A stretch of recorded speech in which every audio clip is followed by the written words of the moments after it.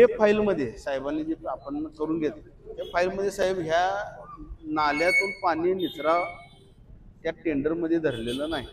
काय धरले होऊ दे कशात न पण त्या फाईल मध्ये नाही. MRDP कधी होणार आहे? आता टेंडर प्ले झालं म्हणजे ते होणार आहे खात्री झाली. आपलं दोघांचं तिघ आपलं जे बोलणं झालं काय की बाबा पहिला नाला आता MRDP ज्यावेळी करणार बरोबर आहे परत उकरणार काय उकरणार नाही. रस्ता केलेला परत ह्यात काय तर मार्ग साहेब काढला पाहिजे. एक तर ते टेंडर होऊन ऍडव्हान्स कोणाला ज्याला काम मिळाले त्याला काय सांगा बाबा ऍडव्हान्स काम करा आम्ही जबाबदारी घेतो. म्हणजे एकदा नाला तर होऊ किंवा माणसांची मानसिकता अशी तयार करून ठेवा रस्ता नाला सोडून चालू करा नाला पूर्ण झाल्यानंतर परत रस्ता एक त्याला पर्याय आहे साहेब चांगला. एक झालं. दुसरं त्या फाईल मध्ये कॉन्क्रीट रस्ताच नाही. काय म्हणा ठेवा आहे द्याच रस्ता साहेब नाही आहे रस्ता. कॉन्क्रीट रस्ता नसताना जर आपण रस्ता धरला तर हा गुन्हा आहे का नाही? एक तर तुम्ही खत पाणी घालालाय कॉन्ट्रॅक्टरला मदत करायलाय. तू वाढीव काम कर 25 लाख आणि घेऊन जा आमचा आम्ही निधी आणतो त्यातलं तू मिळव आम्ही पण मिळवतो असं त्याचा अर्थ होतो. तुम्ही त्या टेंडर मध्ये 25 लाख सिमेंटचा रस्त्याचं पहिला तरतूद करून 5-2-2 खाली करा आणि तरतूद करून घ्या. निधी वाढला तर वाढू दे पण ते कायदेशीर करा.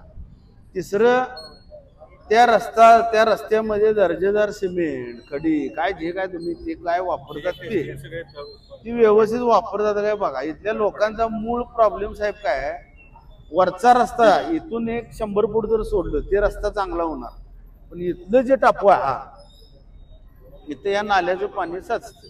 पाणी साचल्यानंतर पुन्हा रस्ता बाद होणार. घातलेले पैसे परत पाण्यात परत तुम्ही काय म्हणणार डागडुजी करा. कॉन्ट्रॅक्टरला नोटीस काढतो. कॉन्ट्रॅक्टरला नोटीस काढून साहेब प्रश्न सुटत नाही. त्याच्यापेक्षा चांगलं काम व्हावं ह्यासाठी आपला प्रयत्न सुरू आहे. तुमच्याकडून एक अशा अपेक्षा इथं जमलेल्या लोकांच्या म्हणजे स्थानिक नागरिकांच्या की हा रस्ता चांगला व्हावा आणि आम्हाला एक शब्द द्या. एक म्हणजे नाला या काय म्हणा आपण त्याला क्रॉस चॅनल आणि रस्ता हे दोन्ही आम्ही तुम्हाला चांगल्या पद्धतीने दर्जेदार करून देतो. एवढं मला जरी सांगितलं मी तुमच्या मागं लागायला रिकाम होते ना. आणि जोपर्यंत तसं तुमच्याकडे काय नसेल तर कृपा करून आपण यातनं बाजूला व्हा. मी आहे ते कॉन्ट्रॅक्टर आहे माझं मी बघतो. मला मागच्या वेळी पण मी सांगितलं काय होते हिने निवेदन स्वीकारायला आले तिथे कोण कोण होते मला माहित नाही. तुमचं कर्तव्य आहे का नाही की हे निवेदन मी घेऊन काय करू. रस्ता चालू करायला काय पॉइंटच नाही.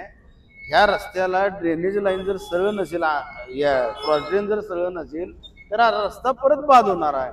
तुमचं कर्तव्य नाही साहेब. निवेदन स्वीकारून गायब झालाय तुम्ही याला काय अर्थ आहे? ही वस्तुस्थिती साहेब तुम्ही जनतेला सांगितलं पाहिजे. मी जे बोलतोय साहेब योग्य आहे का अयोग्य आहे? त्या पद्धतीने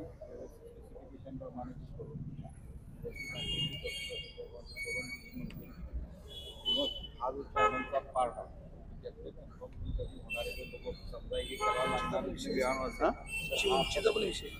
अनेक साहेब साहेब होऊ देऊ तुमचं बोलणं होती सांगतो. आणि रिमेनिंग पार्ट पुढे चालू करायचं. एक मिनिट आणखी नाही साहेब काय विषय आहे या रस्त्याची हाईट वाढणार. कॉन्क्रीट रोड केला हाईट वाढणार. आजूबाजूच्या यांच्यात पाणी जाणार. साईड गटर्स पण त्याला एक मिनिट त्याला साईड गटर्स तर करा किंवा रस्ता पूर्ण उकरून वर ये. हे दोन्हीतलं काय तर मार्ग काढा. कॉन्ट्रॅक्टरला इन ऍडव्हान्स सांगा पाहिजे तर त्यात ऍड करा गटर लाईन एक्स्ट्रा. निधी मिळाला नाही तर कशा तर तरतूद करा. पण दोन्ही बाजूनं जोपर्यंत तुम्हाला गटर लाईन मिळत नाही तो पण लोकांच्या दारात आत पाणी जाणार. इथं कुठपर्यंत आहे ते किती फूट आहे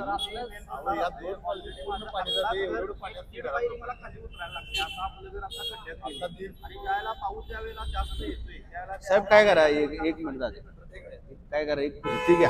तुम्हाला कधी वेळ आहे त्यावेळी फिरती घ्या. तुम्ही येणार त्यावेळी मला फक्त सांगा, मी आता एक जी जाणकार आहे त्यांना पाठवतो बरोबर. म्हणजे तुमचा पण वेळ पार जाणार नाही. दोन्ही लाईनला चेकआउट करा. हवा गटर लाईन कुठंपर्यंत आपण करू शकतो, खरोखर गरजेचं आहे का, गरजेचं असेल तर कुठल्या पद्धतीने केलं पाहिजे, कुठंपर्यंत केलं पाहिजे, याची सगळं परत बजेट काढा आणि पहिला हे आटपून कने मग वरचं घ्या. नाही ते खड्ड्याचा विषय नाही, झालं झालं तेच विषय तेच सांगायचं. हात लावा दोघं हात लावा, सरळ धरा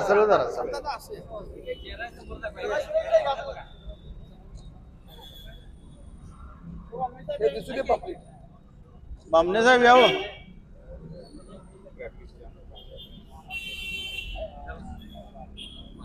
मी महादेव फुलारी उपशहर अभियंता गांधी मैदान विभाग.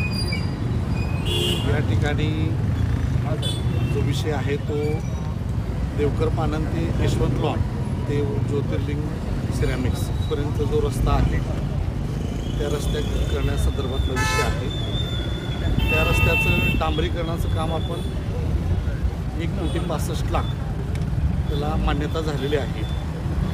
पण सदरचं काम पावसाळ्याच्या पूर्वी अगदी म्हणजे जुलैमध्येच मंजूर झालेलं होतं. तर पूर्वी जरा पावसाच्या उघाडीमुळे तिथला रस्त्याची अत्यंत दयनीय अवस्था असल्यामुळं बेसचं काम आपण फक्त करून घेतलेलं आहे. 600 मीटरचा रस्ता असून अंदाजपत्रकाप्रमाणे यामध्ये सदरचं काम बेसचं आपण डांबरीकरण केल्यानंतर या ठिकाणी जो पाऊस झाला त्याच्यामध्ये त्या पावसाच्या ह्याच्यामध्ये लोकांच्या घरात पाणी जाणे आणि हा जो सकल भाग आहे देवकर पानन ते निकमबागचा वरचा भाग साधारण 200 मीटरचा पीस यामध्ये पाणी साचून राहून वारंवार या ठिकाणी तसंच इकडचा निकमबागच्या मागचा भाग जो आहे इकडचं पाणी इकडे येऊन या ठिकाणी पाणी स्टॅग्नंट थांबत असल्यामुळं या ठिकाणच्या नागरिकांची मागणी होती की या ठिकाणचा हा 200 मीटरचा पीस कॉन्क्रिटीकरण करण्यात यावा. त्याप्रमाणे तशी निवेदनही महानगरपालिकेला प्राप्त झाली होती आणि त्या अनुषंगानं पण त्याची अंदाजपत्रकामध्ये तरतूद नसल्यामुळं आणि काम पावसाळ्यात अचानक सुरू केल्यामुळं या ठिकाणी आपले रवी गोले साहेबांनी काही सूचना केल्या आणि त्या सूचनेनुसार या ठिकाणी हा क्रॉस ड्रेन पण करणं महत्त्वाचं आहे. तसेच रस्ता करत असताना तो चांगल्या आणि योग्य दर्जेदार व्हावा. तसेच डांबरीकरण असताना कॉन्क्रिटीकरण करत असताना त्याची व्यवस्थित मंजुरी घेऊन त्याची उंची वाढल्यानंतर त्याचं ड्रेनेज आणि ते बाजूचे साईड गटर्स या संदर्भानं पण योग्य नियोजन व्हावं या दृष्टीनं माननीय इंगोले साहेबांनी महानगरपालिकेला तशा सूचना केलेल्या होत्या. त्या अनुषंगानं आज पण कामात कुठलंही म्हणजे काम थांबवू नये अशा प्रकारच्या सूचना त्यांनी दिलेल्या आहेत. आणि फक्त ह्या ठिकाणच्या ज्या नागरिकांच्या जे प्रश्न आहेत की त्या ठिकाणी पाणी थांबलं नाही पाहिजे आणि क्रॉस ड्रेनचं काम झालं पाहिजे, उंची वाढली तरी त्याचं गटरचं नियोजन व्यवस्थित झालं पाहिजे या नागरिकांच्या सूचनेनुसार इंगोले साहेबांनी पण आता आम्हाला त्या सूचना दिलेल्या आहेत. ठेकेदारांनी केलेलं काम जे निकृष्ट दर्जाचा आरोप केला आहे त्या अनुषंगानं काम बंद पाडलं गेलं आहे. यावर आता ठेकेदारावर काय कारवाई होणार आहे का, त्या अनुषंगानं नगरपालिका काय करणार आहे? नाही, याचं तांत्रिक सगळी तपासणी करून योग्य ती कारवाई केली आहे. ठेकेदार आणि कंत्राटदार आणि महापालिकेचे अधिकारी यांच्या वारंवार अशा बातम्या किंवा असं समोर येते, माध्यमाच्या समोर येते, सगळं येते. असं असताना महानगरपालिका एवढी भेट पण कशी वागू शकते? नागरिकांच्या घरात पाणी, माझा प्रश्न आहे का, नागरिकांच्या घरात पाणी काही ह्या वर्षी गेलं नाही, गेले 5 वर्षापासून ह्या इथं प्रशासन सत्ता आहे नगरपालिकेवर. यावेळी असं असताना देखील प्रशासन एवढं डोळेझाकपणा कसं करते नागरिक प्रश्न? पायाभूत सुविधा आहे, हा विषय महत्त्वाचा आहे. पायाभूत सुविधाविषयी प्रशासनाकडं डोळेझाकपणा का करते सर? डोळेझाकपणाचा विषय नाही आहे. या ठिकाणी आता जी आपण सूचना वगैरे ज्या दिलेल्या आहेत त्या अनुषंगानं प्रशासन निश्चितच कारवाई करेल. त्या अनुषंगानं प्रशासनानं सुद्धा त्याची दखल घेतलेली आहे. त्यामुळं जनतेच्या सूचना आणि जनतेचे प्रश्न तिथं त्यांना जी काही वस्तुस्थिती त्यांना जे पाण्यामुळे जे काही त्रास होतो त्या सर्व बाबीचा अभ्यास करूनच आपण करू शकतो.